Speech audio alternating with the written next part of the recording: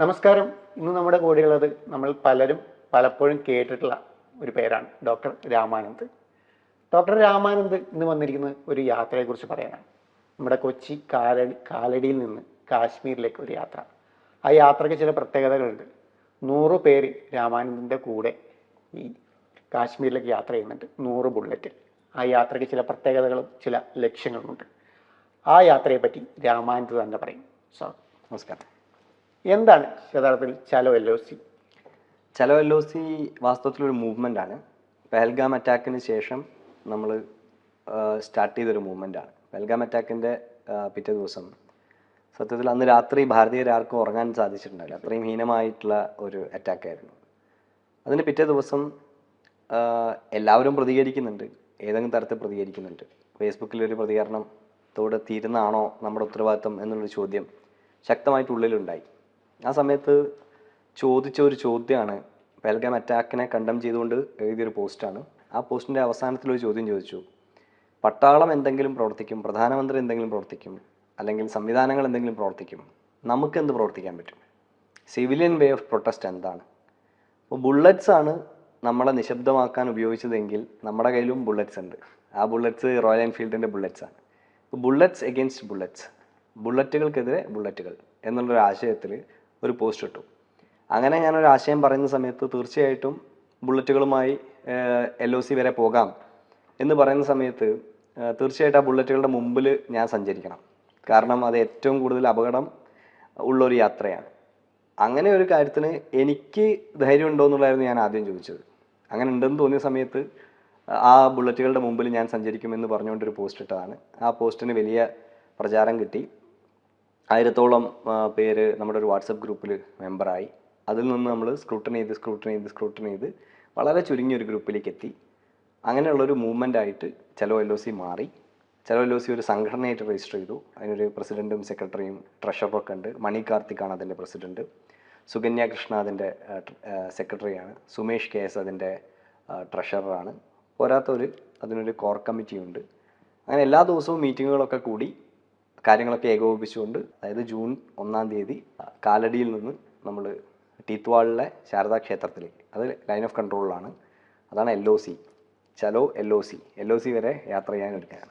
ഒരു സാധാരണ ഫേസ്ബുക്ക് പോസ്റ്റിലാണ് ഇതിലൊരു ചിന്ത തുടങ്ങുന്നത്. അപ്പോൾ ഇത്തരത്തിലൊരു പ്രതികരണം, ഇത്രയും പേര് വരുമെന്ന് ഒരു ഇത്ര ഒരു സാധ്യത ഉണ്ടായിരുന്നു? ഇത്രയും പേര് പ്രതീക്ഷിച്ചിരുന്നു? തീർച്ചയായിട്ടും എന്തെങ്കിലും ഒരു പോസ്റ്റ് ചെയ്ത് കഴിഞ്ഞാൽ അതിന് ധാരാളം പ്രതികരണം കിട്ടും, അതിന് ധാരാളം മറുപടികളൊക്കെ വരും. പക്ഷെ തീർച്ചയായിട്ടും ആ പോസ്റ്റ് വിജയിക്കാൻ കാരണമായിരിക്കുന്നത് നമ്മുടെയൊക്കെ ഉള്ളിൽ ശക്തമായി കിടക്കുന്ന ദേശസ്നേഹം, അല്ലെങ്കിൽ അനീതിയോട് പ്രതികരിക്കണം, എനിക്ക് പറ്റുന്ന രീതിയിൽ പ്രതികരിക്കണം എന്നുള്ള ഒരു മൂല്യം നമ്മുടെ ഉള്ളിൽ കിടക്കുന്നതുകൊണ്ടാണ്. അപ്പോൾ അതൊരു പോസ്റ്റിൻ്റെ പ്രതികരണം എന്നുള്ളതിനേക്കാൾ ഉപരി ഒരു വ്യക്തിസത്ത അതിനോട് പ്രതികരിച്ചതാണ് എന്നാണ് എനിക്ക് പറയാനുള്ളത്. ആന്തരികമായ ഒരു അവബോധം എല്ലാവരും മനസ്സിലും ഉണ്ട്. എങ്ങനെയാണ് സ്ക്രൂട്ടനൈസ് 1000-ലധികം പേര് വരുന്നത്, അതിൽ 100 പേരിലേക്ക് എങ്ങനെയാണ് ചുരുക്കിയത് ആൾക്കാരെ? 1000 പേരൊരു വാട്സപ്പ് ഗ്രൂപ്പിൽ ചേരുമ്പോൾ പല ഉദ്ദേശത്തിൽ ചേരുന്ന ആളുകളുണ്ടാവും.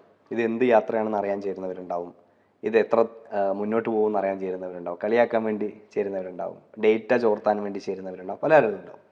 അവിടെ നിന്ന് നമ്മളൊരു ഫോം കൊടുത്തു. ആ ഫോം രജിസ്റ്റർ ചെയ്തിട്ടുള്ള ആളുകൾ ആരൊക്കെയാണ് എന്ന് നോക്കിക്കൊണ്ടാണ് നമ്മൾ അത് സ്ക്രൂട്ടൺ ചെയ്തത്. അപ്പോൾ 100 ബുള്ളറ്റ് എന്നാണ് നമ്മൾ പറഞ്ഞിരുന്നത്. നമ്മൾ തുടങ്ങുന്ന സമയത്ത് ഇവിടുന്ന് 100 ബുള്ളറ്റുകൾ സഞ്ചരിക്കുന്നില്ല. നമ്മളവിടെ എത്തുമ്പോഴേക്കും വഴിയിൽ നിന്നൊക്കെയായി ഒരുപാട് ബുള്ളറ്റുകൾ ചേർന്നാണ് നമ്മൾ 100 ബുള്ളറ്റുകൾ പോകുന്നത്. ഇതിൻ്റെ ഒരു മുന്നൊരുക്കങ്ങൾ, ചെലവ്, അത്തരത്തിലുള്ള കാര്യങ്ങൾക്ക് മറ്റു പിന്തുണകളൊക്കെ ലഭിക്കുന്നുണ്ടോ? സത്യം പറഞ്ഞാൽ ഞങ്ങൾ ആരോടും ഒരു പിന്തുണയും ചോദിച്ചിട്ടില്ല. അതൊരു വലിയ കാര്യമാണ്. കാരണം നേരത്തെ ചോദിച്ചല്ലോ, ഒരു ഫേസ്ബുക്ക് പോസ്റ്റ് കണ്ടിട്ട് ഇപ്പോൾ ഈ റൈഡിങ് അപ്പാരൽസ് ഒക്കെ കൂടി മേടിക്കാൻ ഒരാൾക്ക് മിനിമം ഒരു 50,000 രൂപ ചിലവ് വരും. അറിയാം, റൈഡേഴ്സിന് അറിയാവുന്ന കാര്യമാണ്, പല കാരണങ്ങൾ കൊണ്ട്. പിന്നെ വണ്ടി കണ്ടീഷൻ ആയിരിക്കില്ല, അത് നന്നാക്കണം. അപ്പോൾ എല്ലാം കൂടെ പെട്രോൾ അടിക്കണം, ഭക്ഷണത്തിനുള്ള എല്ലാം കൂടെ ഒരു 60,000-70,000 രൂപ ഒരു വ്യക്തി സ്വന്തം പോക്കറ്റിൽ നിന്ന് എടുത്ത് ചിലവാണ്.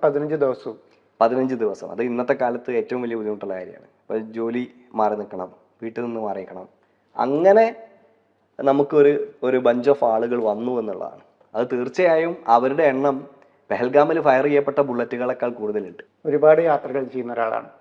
യഥാർത്ഥത്തിൽ നമ്മുടെ ഇന്ത്യ ഇൻക്രെഡിബിൾ ആണെന്ന് തോന്നിയ ഒരു മൊമെന്റ് ഏതാണ്? യാത്രയിൽ എല്ലാ സമയത്തും അങ്ങനെ തോന്നാറുണ്ട്. പക്ഷെ എനിക്ക് കാശ്മീരിൽ തന്നെ വലിയ അത്ഭുതം ഉണ്ടായിട്ടുണ്ട്. കാരണം ലോകത്തുനിന്ന് ഭാരതത്തെ പ്രത്യേകിച്ച് ഭാരതത്തിൽ ഏറ്റവും ടൂറിസ്റ്റ് ഫ്രണ്ട്ലി ആയിട്ടുള്ള ജനങ്ങൾ ജീവിക്കുന്ന സ്ഥലം കാശ്മീരാണ്. അവിടെ ജനിക്കുന്ന ഒരു ചെറിയ കുട്ടി പോലും ടൂറിസ്റ്റ് ഫ്രണ്ട്ലിയാണ്. അതങ്ങനെയാണ്, അവരുടെ ജീനിൽ പോലും അതുണ്ട്. എനിക്ക് ലോകത്ത് പലയിടത്ത് പോയിട്ടും കാശ്മീരിൽ കിട്ടിയിട്ടുള്ള ഈ ഒരു വാം വെൽക്കം പലപ്പോഴും കിട്ടിയിട്ടില്ല. അങ്ങനെ ഒരു സ്ഥലത്താണ് ഇത്രയും ഹീനമായിട്ടുള്ള ടൂറിസ്റ്റുകൾക്ക് നേരെ ഒരു ആക്രമണം ഉണ്ടായിട്ട്. അല്ലാതെ അവിടെ ധാരാളം സിവിലിയൻസിന് നേരെ ആക്രമണം ഉണ്ടായിട്ടുണ്ട്, കശ്മീരി പണ്ഡിറ്റുകൾക്ക് നേരെ ആക്രമണം ഉണ്ടായിട്ടുണ്ട്, ധാരാളം സംഭവിച്ചിട്ടുണ്ട്. പക്ഷേ ടൂറിസ്റ്റുകൾക്ക് നേരെ ഒരു ആക്രമണം ഉണ്ടാവുന്നത് വളരെ ഞെട്ടിപ്പിക്കുന്നതായിരുന്നു. അത് ഇന്ത്യ എങ്ങനെ ഇൻക്രെഡിബിൾ ആവുന്നതെന്നാണ് ചോദ്യം. ആ ചോദ്യത്തിന്റെ ഉത്തരം അതാണ്. കശ്മീരിൽ ഇത്രയും അധികം സാഹചര്യങ്ങൾ നിലനിൽക്കുമ്പോൾ പോലും കശ്മീർ നമ്മളെ സ്വീകരിക്കുന്ന ഒരു വിധമുണ്ട്. അത് അത്ഭുതപ്പെടുത്തുന്ന ഒന്നാണ്. തീർച്ചയായിട്ടും ഇത്തരത്തിലൊരു യാത്ര തുടങ്ങുമ്പോൾ പല തരത്തിലുള്ള വിമർശനങ്ങൾ ഉണ്ടായിരുന്നു.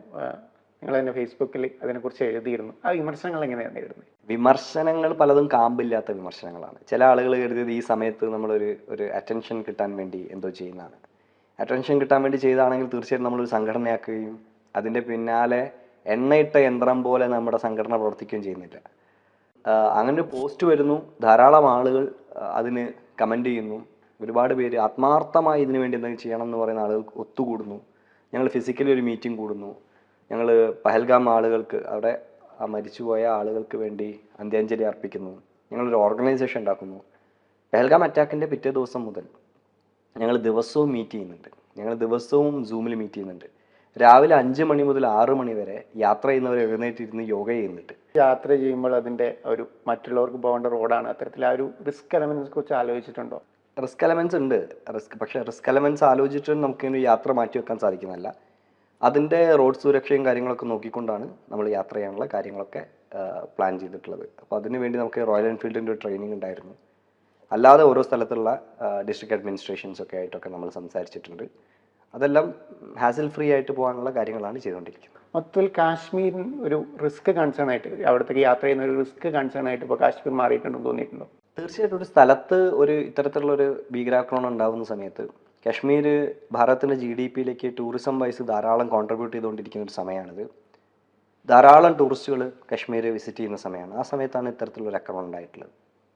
കാശ്മീരിലെ ജനത മാറി ചിന്തിക്കാൻ തുടങ്ങിയിരിക്കുന്നതിൻ്റെ ഒരു ലക്ഷണം കൂടിയാണത്. കാരണം ഇതുവരെ ഉണ്ടായിരുന്ന കാശ്മീരിൻ്റെ ഒരു സ്വഭാവത്തിൽ നിന്ന് മാറിക്കൊണ്ട്, ഞാൻ കഴിഞ്ഞ 4 വർഷമായിട്ട് നിരന്തരം കാശ്മീരിൽ പോയിക്കൊണ്ടിരിക്കുന്ന ആളാണ്. എന്തിന് ഈ ഭീകരാക്രമണം ഉണ്ടാകുന്നതിന് 2 ആഴ്ച മുമ്പ് ഞാൻ LOCയിൽ ഉണ്ടായിരുന്നു. ഞാൻ LOC 2 ദിവസം താമസിക്കുകയും ചെയ്തിട്ടുണ്ട്. അതായത് തൊട്ടപ്പുറത്ത് പാകിസ്ഥാൻ ഒക്യുപ്പൈഡ് ജമ്മു കാശ്മീരാണ്. ഒരു കല്ലെടുത്ത് എറിഞ്ഞാൽ നമുക്ക് കൊള്ളൂ, ഡ്രോണും മിസൈലൊന്നും വേണ്ട, അത്ര അടുത്താണ്. അവിടെ താമസിച്ചിട്ടുണ്ട്. അവിടെയൊക്കെ ആളുകളോട് സംസാരിക്കുമ്പോൾ അവർ പറഞ്ഞിട്ടുള്ള ചില കാര്യങ്ങളുണ്ട്. ഇന്നത്തെ കാശ്മീർ ധാരാളമായിട്ട് മാറ്റം വന്നുകൊണ്ടിരിക്കുന്നു. അതിലൊരു പ്രധാനപ്പെട്ട കാരണം എഡ്യൂക്കേഷൻ്റെ ഒരു സാർവത്രികമായതാണ്. അന്നത്തെ കാലത്ത് കല്ലെടുത്തെറിയാൻ പോകുന്ന ആളുകൾ ആരായിരുന്നു? പാവപ്പെട്ട കാശ്മീരിയുടെ മകനാണ്. അപ്പോൾ അവിടെ ഹുറിയത്ത് നേതാക്കളുടെ മക്കൾ എവിടെയാണ് പഠിക്കുന്നതെന്ന ചോദ്യത്തിന് അവരൊക്കെ ലണ്ടനിലും അമേരിക്കയിലും പഠിക്കുകയാണ്. പാവപ്പെട്ട കാശ്മീരിയുടെ മകൻ കല്ലെടുത്തെറിയാൻ പോയിക്കൊണ്ടിരിക്കുന്ന സാഹചര്യം ഇന്ന് മാറിക്കൊണ്ടിരിക്കുന്നു. ആ സാഹചര്യത്തിൻ്റെ മാറ്റം തീർച്ചയായിട്ടും വിഘടനവാദികൾക്ക് അനുകൂലിക്കാവുന്ന ഒന്നല്ല. തീർച്ചയായിട്ടും അതിലൊരു പ്രശ്നം ഉണ്ടാക്കാൻ വേണ്ടി തന്നെയാണ് ഈ വിഘടനവാദ ശ്രമം, അല്ലെങ്കിൽ ഈ പറയുന്ന ഭീകരവാദ ആക്രമണം ഉണ്ടായിട്ടുള്ളത്, ഭീകരവാദികളുടെ ആക്രമണം ഉണ്ടായിട്ടുള്ളത്. അത് തീർച്ചയായിട്ടും കാശ്മീരിനെ മോശമായി ബാധിക്കുന്നുണ്ടോ എന്ന് ചോദിച്ചാൽ മോശമായി ബാധിക്കും. പക്ഷെ നമുക്ക് ഒരിക്കലും കാശ്മീരിനെ അങ്ങനെ വിട്ടുകൊടുത്തുകൂടാ. നമുക്ക് തീർച്ചയായിട്ടും ഭാരതത്തിൻ്റെ ഏറ്റവും എന്താ പറയുക, ടൂറിസ്റ്റ് ഐക്കണായിട്ട് നമുക്ക് കാണിക്കാൻ പറ്റുന്ന ഒരു സ്ഥലമാണ്. അപ്പോൾ ടൂറിസം മാപ്പിൽ നോക്കിക്കഴിഞ്ഞാൽ ഭാരതത്തിൻ്റെ മകുടം തന്നെയാണ് കാശ്മീർ. അതിന് തിരിച്ചു കൊണ്ടുവരേണ്ട ഓരോ ഭാരതീയൻ്റെ ഉത്തരവാദിത്തം. തീർച്ചയായിട്ടും ഈ യാത്രയിൽ നിന്ന് മാറ്റി നിർത്തിയാൽ പല വെർട്ടിക്കളിലും മലയാളി മനസ്സിലാക്കിയ ഒരാളാണ് താങ്കൾ. അപ്പോൾ കത്തനാർ എന്ന സിനിമയുടെ റൈറ്റർ കൂടെയാണ്. കത്തനാർ നമുക്ക് എപ്പോൾ പ്രതീക്ഷിക്കാൻ പറ്റും തിയേറ്ററിൽ? കത്തനാർ അതിൻ്റെ കാര്യങ്ങളൊക്കെ വളരെ ഗംഭീരമായി നടന്നുകൊണ്ടിരിക്കുകയാണ്. അടുത്ത് തന്നെ പ്രതീക്ഷിക്കാം. ഈ വർഷം തന്നെ നമുക്ക് എപ്പോഴാണെന്നുള്ളത് പറയാൻ ഞാൻ അതിന് ഉത്തരവാദിത്തപ്പെട്ട ആളല്ല, അത് ഡയറക്ടറാണ് പറയേണ്ടത്. പക്ഷെ ധാരാളം ദ്രുതഗതിയിൽ അതിൻ്റെ കാര്യങ്ങളൊക്കെ നടന്നുകൊണ്ടിരിക്കുന്നു. തീർച്ചയായിട്ടും നമ്മൾ ഈ ഇന്റർവ്യൂ പുറത്തു വരുന്നതിന് മുമ്പ് ഈ യാത്ര ആരംഭിച്ചിട്ടുണ്ടാവും. യാത്രയ്ക്ക് എല്ലാവിധ ആശംസകളും.